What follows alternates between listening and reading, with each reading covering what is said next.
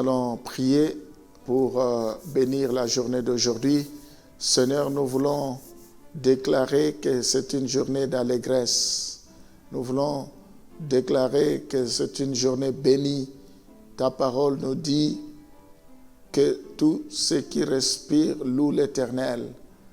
Ta parole nous dit également que tout concourt au bien de ceux qui aiment Dieu. Nous croyons, Seigneur, que cette journée sera une journée spéciale, que les portes s'ouvrent. Je prie pour que tu ordonnes à la bénédiction de nous suivre.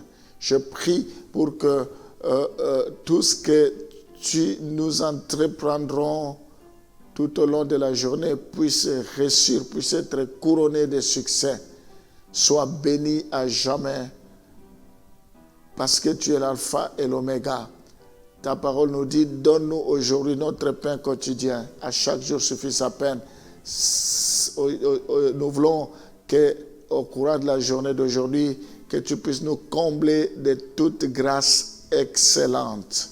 Bénis tous ceux qui sont connectés, tous ceux qui m'écoutent à ce moment, que tu les visites, restaure leur vie, aplanis leur chemin, réponds à leurs prières au nom de Jésus.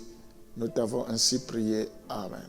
Nous allons continuer avec notre thème, l'œuvre expiatoire de Jésus-Christ.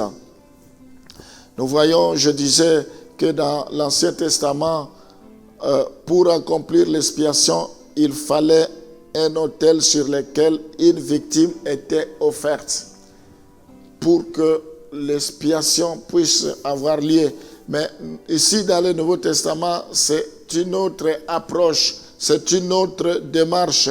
Nous voyons dans le Nouveau Testament présente plutôt la croix du calvaire sur laquelle Jésus-Christ s'est offert volontairement comme un agneau de Dieu. Personne ne l'a poussé. Il a accepté volontairement comme l'agneau de Dieu. Nous allons lire Hébreux chapitre 9, le verset 13 à 14. Hébreux chapitre 9, le verset 13 à 14. La Bible dit, car si le sang de taureau et de bouc et la cendre d'une vache répandue sur ceux qui sont souillés sanctifie et procure la pureté de la chair. Nous voyons dans ces passages, on va d'abord laisser ce premier passage-là, nous voyons que dans l'Ancien Testament, on recourait au sang de taureau et de bouc. Et la Bible dit, la cendre d'une vache répandue sur ceux qui sont souillés sanctifie et procure la pureté de la chair. Donc, le péché était couvert. Le péché n'était pas complètement ôté. Malgré qu'il recourait au bouc, il fallait déjà en avoir, parce que toutes les fois qu'on péchait, il fallait recourir au bouc. C'était continuellement, chaque fois. Il a fallu une solution définitive, parce que ça, c'était une solution provisoire. Et nous allons continuer avec le verset 14. On était dans Hébreux 9, le verset 13 à 14. Combien plus le sang de Christ, alléluia, qui par un esprit éternel s'est offert lui-même sans tache à Dieu, purifiera-t-il votre conscience des œuvres mortes afin que vous serviez le Dieu vivant? Nous voyons ici, la Bible fait un parallélisme entre le sang de bouc et le sang de Jésus-Christ. Le sang de Jésus-Christ est plus supérieur que le sang de bouc. C'est un rachat éternel. Jésus ne nous a pas rachetés pour un temps. Il nous a rachetés pour l'éternité. Nous devons nous réjouir. Il faut que nous comprenions, nous qui sommes enfants de Dieu, que le diable qui est notre accusateur, il ne peut pas continuer à nous accuser que nous sommes des pécheurs, parce que sur la croix, Jésus-Christ a résolu ces problèmes. C'est par sa grâce, au moyen de la foi que nous sommes sauvés. Le sang a coulé, le sang qui crie plus que le sang d'Abel.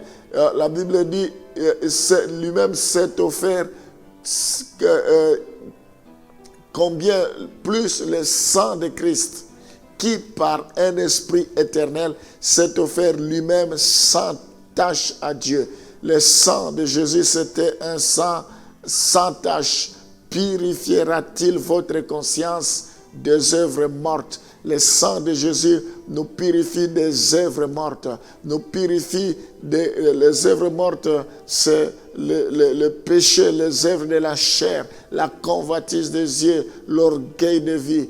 Toutes ces choses, le sang de Jésus est plus puissant pour nous purifier de tout cela. Nous disions que Jésus s'est offert volontairement comme l'agneau, comme agneau de Dieu. Nous allons lire dans 1 Pierre chapitre 1, le verset 19. Sachant que ce n'est pas par des choses périssables, par de l'argent ou de l'or, alléluia, que vous avez été rachetés de la vaine manière de vivre que vous aviez hérité de vos pères.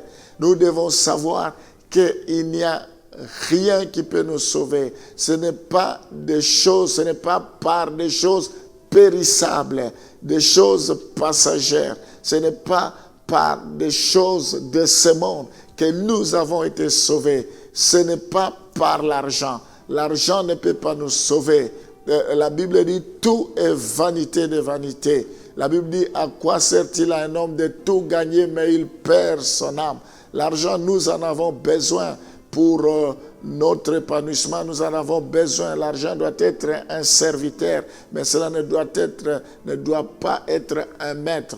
L'argent doit nous servir pour nos besoins. Mais laissez-moi vous dire que notre argent ne peut jamais nous sauver.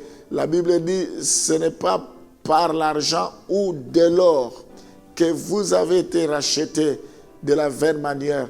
Nous avons été rachetés par le sang de Jésus. Le sang de Jésus nous rachète de notre vaine manière.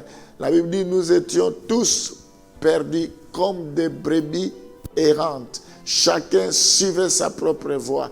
Il a plu au Seigneur de venir mourir sur la croix pour que nous ayons la vie et cela en abondance. Oh, quelles que soient nos vaines manières de vivre que nous avons hérité de nos parents, que nous avons hérité de nos parents, mais Jésus-Christ est venu pour nous laver, pour nous sanctifier, pour nous justifier. Gloire au Seigneur. Seigneur, merci pour le sang de Jésus. C'est toi qui es le véritable agneau de Dieu. C'est toi qui ôtes le péché du monde. Tu as résolu ce problème de péché. Oh Seigneur, dorénavant, il n'y a plus de barrière. Le voile a été déchiré d'en haut jusqu'en bas. Dorénavant, nous avons le privilège de monter dans le lieu saint des saints, de te parler parce que tu es notre Père. Merci parce que tout a été accompli sur la croix. Merci pour ton sang. Merci parce que nous croyons et nous acceptons que nos péchés ont été pardonnés, purifiés par ton sang précieux. Nous pouvons déclarer que nous sommes plus que vainqueurs dans le nom de Jésus. Je prie, Seigneur, pour le salut que tu nous accordes gratuitement. Je te bénis parce que la Bible dit à quoi sert-il à un homme de tout gagner mais il perd son âme. Nous avons fait un bon choix de te suivre. Je te recommande également tous ceux qui n'ont jamais donné leur vie à toi et qui veulent te recevoir à ce moment précis. Écoute leurs prières. Entre dans leur vie, sois leur Seigneur et Sauveur personnel. Efface leurs péchés. Écris leur vie, leur nom dans le livre de vie. Efface leur nom dans le livre de la mort. Que leur vie soit cachée en toi dans les lieux célestes. Je le bénis, qu'il expérimente ta grâce, qu'il expérimente tes bontés. Nous t'avons ainsi prié. Amen.